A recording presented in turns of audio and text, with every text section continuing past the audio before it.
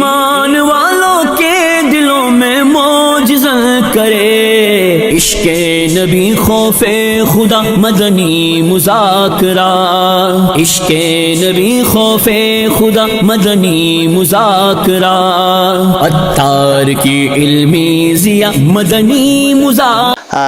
Jika orang tua melarang anak laki-laki atau anak perempuan mereka untuk mempelajari ilmu agama, maka dalam keadaan seperti itu apa bimbingan dan arahan syariat bagi anak tersebut? Jika orang tua melarang anaknya untuk mempelajari ilmu agama yang fardu, wajib, maka kewajiban tetaplah kewajiban. Ilmu fardu tetap harus dipelajari dengan cara apapun yang memungkinkan. Sekarang sudah ada fasilitas online, jadi meskipun orang tua melarang, anak tetap wajib mempelajarinya. Karena ini adalah kewajiban agama, tidak boleh ditinggalkan hanya karena larangan siapapun.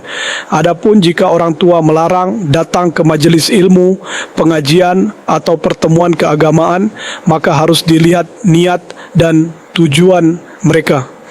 Jika tujuan orang tua adalah supaya anak tidak menjadi orang saleh, tidak menjadi orang yang taat, tidak berjenggot, tidak menjadi alim, tidak dekat dengan agama, dan mereka memang ingin menjauhkan anak dari agama, maka larangan seperti itu tidak boleh ditaati.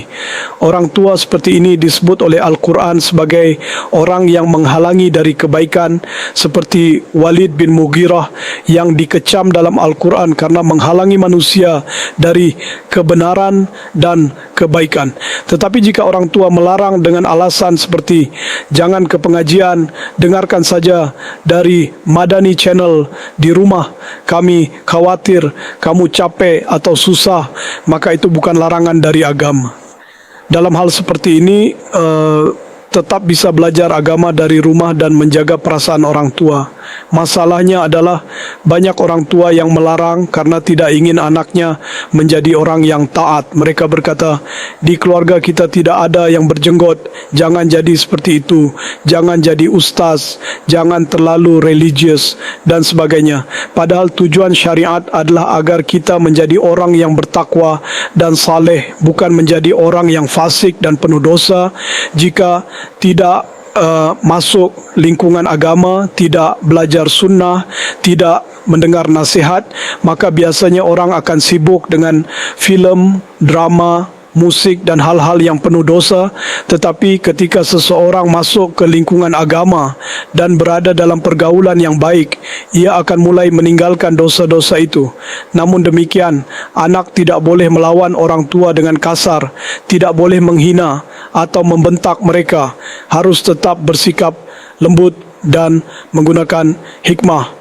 Jika ada anggota keluarga yang lebih lunak dan bisa menjadi perantara, maka gunakanlah cara itu untuk membantu menjelaskan dengan baik. Ada kisah tentang seorang pemuda yang suka mendengarkan kaset ceramah, sementara kakaknya membencinya dan tidak mau dia mendengarkan ceramah. Suatu hari pemuda itu memutar kaset ceramah dengan pelan, mengira kakaknya sedang tidur. Ternyata kakaknya mendengarkan sampai selesai. Setelah itu sikap kakaknya berubah menjadi lembut, bahkan mulai tertarik dengan agama. Ini menunjukkan bahwa mendengar kebaikan bisa mengubah hati. Banyak orang yang menjauh dari agama karena was-was setan, takut kalau mendengar ceramah akan terikat dengan agama. Padahal justru itulah yang baik. Ketika seseorang datang ke lingkungan orang-orang yang mencintai Rasulullah Shallallahu Alaihi Wasallam, duduk bersama mereka walau sebentar, hatinya bisa berubah. Orang-orang yang dari jauh tidak tahu apa yang sebenarnya terjadi di masjid atau pusat dakwah, mereka hanya membayangkan hal-hal yang salah. Tetapi kalau mereka datang dan melihat sendiri, mereka akan tahu bahwa yang diajarkan adalah Al-Quran dan hadis, ajaran para ulama, bukan sesuatu yang menyimpang. Jikapun ada kesalahan, para ulama siap menerima koreksi dan kembali kepada Al-Quran dan Sunnah. Sekarang juga sudah ada banyak fasilitas belajar online. Dahulu orang harus bepergian jauh untuk belajar agama. Sekarang ilmu datang ke rumah melalui Madani Channel dan media lainnya. Sayangnya, sebagian orang justru mematikan Madani Channel sosial dan memilih menonton filem, drama dan musik, padahal itu tidak membawa kebaikan. Setan ingin manusia tetap jauh dari agama, tapi kita tidak akan membiarkan setan menyesatkan hamba-hamba Allah. Kita akan terus berusaha mengajak manusia kepada Allah dan Rasul-Nya agar mereka bebas dari jebakan setan dan hidup dalam ketaatan, insya-Allah. Sallu ala al-Habib sallallahu ala Muhammad.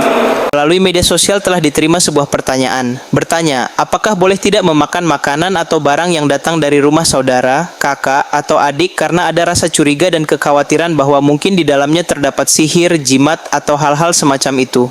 Ini terus prasangka buruk, yaitu mengira bahawa mereka telah melakukan sihir terhadap saya. Namun jika memang ada tanda yang jelas, misalnya ada bukti kuat atau mereka pernah mengancam secara langsung dengan berkata, kami tidak akan membiarkanmu, kami akan menyihirmu sampai kamu menyesal, maka dalam kondisi seperti itu, bersikap hati-hati masih bisa dipahami. Memang di sebagian komunitas dan keluarga, banyak orang yang mengaku punya pengalaman semacam ini. Bahkan mungkin di keluarga kita sendiri pernah terjadi hal-hal yang membuat orang berprasangka. Namun masalahnya, prasangka seperti ini sering diucapkan langsung kepada pihak yang dicurigai. Akibatnya jarak langsung terbuka, hubungan retak, dan akhirnya pertengkaran besar pun terjadi. Karena itu ada doa yang sangat kuat dan dianjurkan untuk dibaca. Misalnya, doa ini sangat kuat. Bahkan disebutkan jika dibaca dengan keyakinan penuh, maka sekalipun ada racun, insya Allah tidak akan berpengaruh. Kesimpulannya, tidak makan hanya karena prasangka semata tidaklah benar. Menuduh kerabat bahawa mereka berpura-pura baik lalu melakukan sihir secara diam-diam bukanlah dasar yang boleh dijadikan pegangan. Selama tidak ada bukti nyata atau ancaman yang jelas. Sekarang ini juga banyak terjadi hal yang lebih memprihatinkan. Kadang ada orang-orang yang mengaku orang pintar atau baba-baba yang sembarangan bicara. Ada yang mengatakan kamu tidak akan punya anak atau rumah tanggamu tidak akan berjalan. Padahal orang yang diberitahu itu mungkin belum menikah, lalu menjadi takut menikah atau memutuskan hubungan. Ucapan seperti ini bisa menghancurkan kehidupan seseorang, memicu permusuhan keluarga, membuka pintu pertengkaran, dan merusak hubungan silaturahmi. Orang-orang seperti ini seharusnya dicegah karena mereka merusak keluarga dan masyarakat. Jika memang seseorang memiliki pengetahuan atau firasat tertentu yang itu pun belum tentu benar, seharusnya diam dan tidak menyebarkannya. Kenyataannya kebanyakan ucapan seperti itu hanya dugaan, bukan kebenaran pasti. Bahkan istikharah pun tidak memberikan ilmu gaib yang pasti. Dalam Islam, istikharah adalah bentuk meminta petunjuk dan kebaikan dari Allah, bukan jaminan 100% bahwa sesuatu pasti akan terjadi. Itu hanya arahan dan harapan baik, bukan kepastian mutlak. Karena itu, jangan mudah percaya pada orang-orang yang suka merusak dengan ucapan semacam ini. Tidak semua orang seperti itu buruk, tetapi kenyataannya banyak yang telah menimbulkan kerusakan besar. Semoga Allah memberi keamanan, ketenteraman, dan akal sehat kepada kaum muslimin. Dan semoga kita tidak mendatangi orang-orang seperti itu dan tidak terpengaruh oleh ucapan mereka.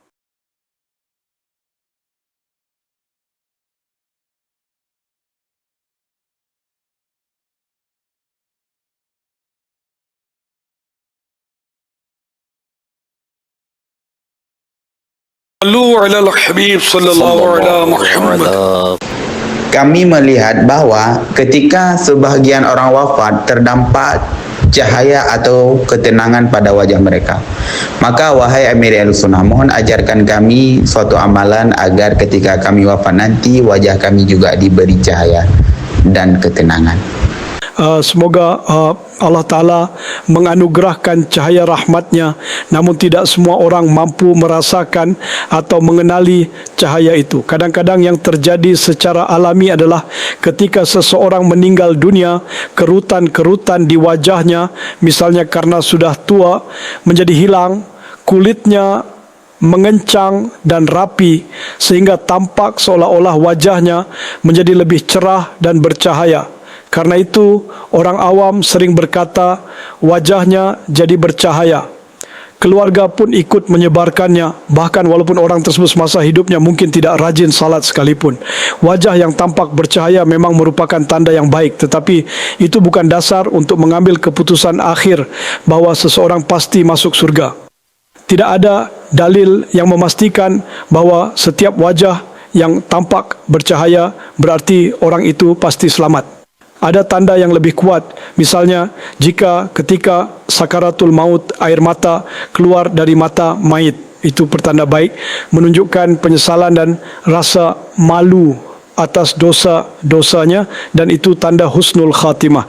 Namun meskipun begitu, tetap perlu diingat urusan akhirat dan alam barzakh bukanlah wewenang manusia untuk memutuskan. Kalau diserahkan kepada manusia, tentu orang akan memasukkan siapa yang dia suka ke surga dan melempar siapa yang dia benci ke neraka. Keputusan akhir hanya milik Allah. Hanya Nabi yang diberi kabar wahyu yang bisa memastikan seseorang di surga atau neraka. Kita tidak boleh memastikan secara final tentang siapapun. Kita boleh berkata, insya-Allah dia ahli surga dengan menyandarkannya pada kehendak Allah. Tetapi kita tidak boleh memastikan atau mengatakan bahawa seorang Muslim pasti ahli neraka. Bisa jadi seseorang yang tampak sangat berdosa di hadapan kita, di akhir hayatnya Allah memberinya taufik untuk bertobat. Atau mungkin ada amal lama yang sangat diterima Allah sehingga surga telah ditetapkan baginya. Kita tidak tahu. Karena itu kita tidak diberi hak untuk membuat keputusan akhir tentang nasib akhir seseorang. Wallahu ta'ala a'lamu wa rasuluhu a'lam. Azza wa jalla wa sallallahu ta'ala alaihi wa alihi wasallam. Sallu ala al-habib sallallahu ala Muhammad. Pertanyaan saya kepada Amiri Ahlussunnah adalah, setelah jenazah dimandikan, terkadang kedua mata atau salah satu mata jenazah terlihat sedikit terbuka. Di tengah masyarakat beredar anggapan bahawa hal itu menandakan jenazah sedang menunggu seseorang dari keluarganya. Apakah anggapan ini benar? Mohon penjelasannya tentang hakikatnya. Hal seperti itu sebenarnya tidak ada. Maksudnya ketika seseorang telah wafat, seharusnya matanya segera ditutup. Karena terkadang bisa saja mata itu menjadi kaku atau tetap terbuka sedikit sehingga tampak seolah-olah ia sedang menunggu. Padahal sebenarnya dia tidak sedang menunggu apa pun. Dalam keadaan apapun dia berada, kalau dia sedang dalam azab, maka dia sibuk dengan azabnya dan tidak memikirkan penantian apapun. Dan jika dia berada dalam pahala dan rahmat, maka dia berada di bawah naungan rahmat Allah. Ya Allah, jika dia termasuk orang yang mendapat kebaikan, maka kuburnya akan menjadi taman dari taman-taman surga dan dia ingin segera disampaikan ke tempatnya. Lalu apa kata mufti tentang hal ini? Benar, memang demikian. Kadang-kadang mata jenazah terlihat terbuka, dan tentang hal ini memang ada riwayat, yaitu ketika ruh keluar dari tubuh, kemudian mata akan terarah ke atas dan pandangan tertuju ke langit. Ini disebutkan dalam hadis-hadis, ya. Namun itu tidak berarti bahwa jika mata jenazah terbuka, dia sedang menunggu seseorang. Itu hanya keadaan alami saat ruh keluar dari tubuh, bukan karena ia sedang menanti siapapun. Mata jenazah sebaiknya ditutup, dipejamkan. Ya, orang-orang awam yang memahami hal ini biasanya langsung memejamkan mata jenazah. Al-Habib Sallallahu ala Muhammad. Ada pertanyaan yang masuk, seorang ayah menafkahi anak-anaknya dengan hati yang lapang dan menganggapnya sebagai suatu kebahagiaan dan kehormatan.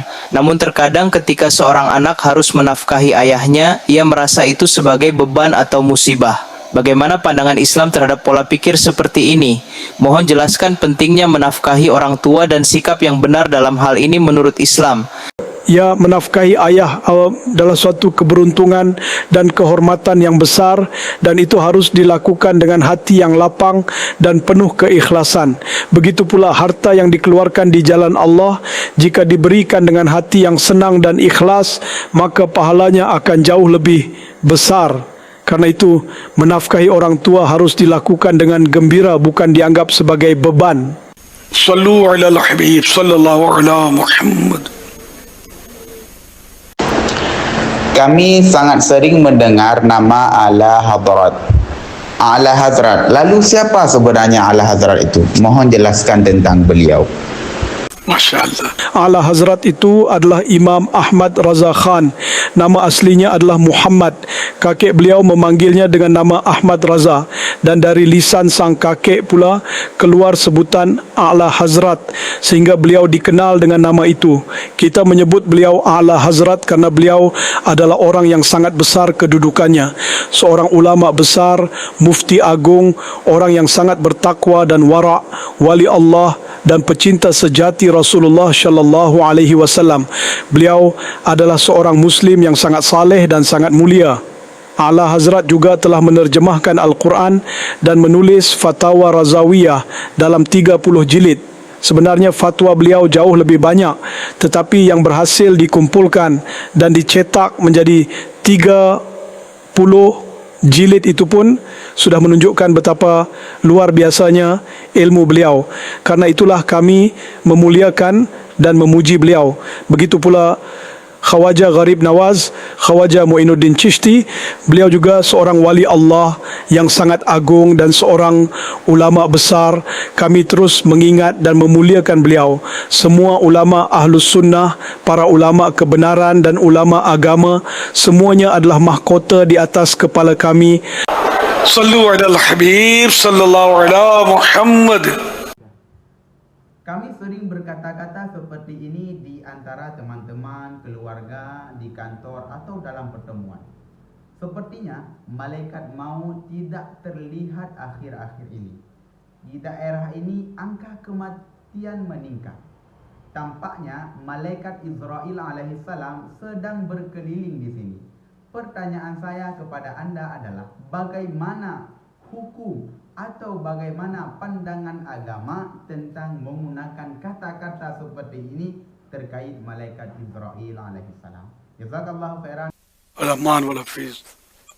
Para malaikat itu suci dan mereka tidak melakukan apapun kecuali dengan perintah Allah. Menghina malaikat adalah kekufuran. Secara lahiriah, kata-kata seperti itu termasuk penghinaan, dan menghina malaikat adalah kufur. Mereka tidak berbuat dosa dan tidak mungkin berbuat dosa. Allah menciptakan mereka demikian. Mereka tidak makan dan tidak minum seperti kita, dan mereka tidak memiliki nafsu. Karena itu, orang yang menghina malaikat wajib bertobat dan membaca kalimat syahadat kembali. Sallu ala al-Habib sallallahu ala Muhammad. Apakah memberi amplop uang dalam acara pernikahan itu wajib? Jika memang harus memberi, apakah jumlahnya disesuaikan dengan kemampuan orang yang memberi atau disesuaikan dengan status kemampuan orang yang mengundang? Mohon jawabannya atas pertanyaan ini. Sebanyak yang sudah kamu terima, itulah yang harus kamu keluarkan kembali. Dia memberi sesuai dengan kemampuannya. Kalau kamu berkata, itu bukan sesuai kemampuan saya, maka akibatnya akan muncul rasa tidak suka dan renggangnya hubungan. Karena itu, berapapun yang dia berikan, balaslah dengan jumlah yang sepadan, baik itu sesuai kemampuanmu atau tidak. Ini bukan berarti disuruh berutang atau mencuri, tidak. Tetapi jangan bersikap kikir. Kalau sudah menerima, maka harus membalas. Ini termasuk adab dan nilai spiritual kita. Misalnya, seseorang memasukkan amplop 10.000, lalu kamu hanya memberi kembali 500. Itu tidak akan masuk akal baginya. Dalam hatinya akan muncul, saya memberi 10.000, dia hanya membalas 500. Di masyarakat kita, sistem amplop dan hadiah pernikahan adalah kebiasaan umum. Pemberian hadiah dalam pernikahan itu adalah tanda hubungan dan kedekatan. Kalau sama sekali tidak memberi, di hati orang itu pasti ada rasa tidak enak meskipun sedikit. Maka perasaan itu juga perlu dijaga. Karena itu, memberi itu sebaiknya dilakukan. Selain itu, memberi hadiah berpahala. Kalau niatnya baik, saling memberi, saling menghormati, maka hadiah dan pemberian itu menumbuhkan cinta dan mempererat hubungan. Karena itulah memberi itu sangat dianjurkan. Ada satu kondisi seperti yang sudah Anda jelaskan tadi, yaitu yang dikenal dengan tradisi sumbangan undangan. Dalam tradisi ini biasanya memang berlaku aturan bahwa pemberian itu seperti bentuk utang sosial sehingga harus dibalas dengan jumlah yang setara. Bahkan di sebagian komunitas atau keluarga besar jumlahnya dicatat secara resmi. Namun tradisi seperti ini tidak berlaku di semua tempat dan sekarang pun sudah mulai berkurang. Adapun di kalangan teman atau kerabat dekat, kadang keadaannya berbeda.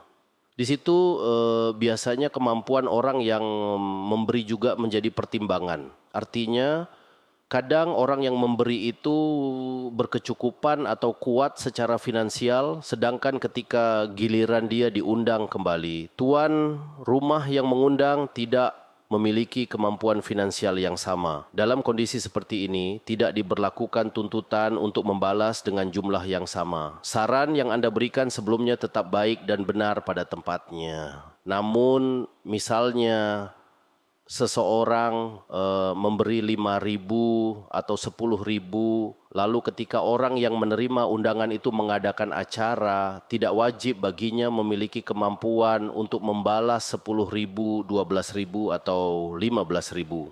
Maka secara umum pada kondisi kedua yang tidak bersifat utang sosial, kemampuan pihak yang memberi dan pihak yang membalas biasanya menjadi pertimbangan utama. Ya Mursyidi, saya ingin bertanya, banyak di antara kaum muslimin itu mengetahui beberapa, bahkan banyak daripada dosa-dosa besar. Akan tetapi seringkali di antara kita melupakan dosa-dosa kecil, bahkan tidak tahu apa saja yang termasuk dalam dosa kecil. Mohon berikan penjelasannya. Tidak semua orang dia mengetahui istilah dosa besar, kabirah, dan dosa kecil, saghirah. Kedua istilah ini memang dikenal, tetapi yang lebih sering disebut orang adalah kabirah. Orang sering berkata, ini dosa besar, sudah jatuh kabirah. Kabirah berarti dosa besar, dan saghirah berarti dosa kecil. Namun jika seseorang menganggap dosa kecil itu sebagai hal yang sepele, ini kan cuma kecil, maka justru dosa kecil itu bisa berubah menjadi dosa besar yang sangat berat, asyaddu kabirah. Karena meremehkan dosa adalah masalah tersendiri. Jadi bukan sekadar kecil atau besar, tetapi sikap meremehkannya itulah yang membuatnya menjadi lebih berbahaya. Habib sallallahu alaihi Muhammad. Di dalam salah satu postingan media tertulis seperti ini. Selama kesadaran belum sampai pada tingkat adab dan peradaban, maka gunakanlah mulut hanya untuk makan dan minum. Bagaimana pendapat anda tentang ini? Dan ada batas umur tertentu untuk datangnya kesadaran, akal dan kedewasaan. Selama seseorang belum memiliki akal yang matang, maka hendaknya ia hanya menggunakan mulutnya untuk makan dan minum, bukan untuk berbicara sembarangan. Karena mulut itu ada dua fungsinya. Satu untuk makan dan minum, dan satu lagi untuk berbicara. Selama seseorang belum tahu di mana harus berbicara, apa yang pantas diucapkan, kapan harus berkata baik dan kapan harus diam, maka lebih baik ia tidak banyak bicara. Kalau tetap berbicara tanpa pemahaman, justru akan terjerumus dalam masalah. Dalam hadis juga disebutkan, man syamata naja, barang siapa yang diam, maka ia selamat. Jadi, selama seseorang belum memiliki kesadaran, akal dan kemampuan membedakan mana yang baik dan buruk serta tahu kapan harus berbicara, maka diam itu lebih selamat baginya. Sallu ala al-Habib sallallahu alaihi wa sallam. على محمد